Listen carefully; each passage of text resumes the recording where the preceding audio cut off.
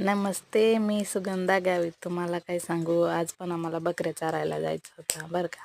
पण काय सांगू तुम्हाला, हे बघा किती पाऊस होता आणि डोंगरात गेलं तर तिकडं किती दूर दूर होतं. मग आम्हाला आज डोंगरात नाही पाठवलं बरं का. हे कालचा नजारा तुम्हाला दाखवते.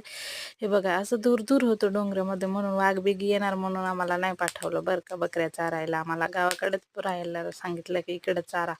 तर बघा आम्ही बकऱ्या आणल्या आणि इकडे सोडल्या. आणि तर बघ ही माझी फ्रेंड काय करते, दुसऱ्याच्या शेतात जाते आणि आणते पेरू चोरून.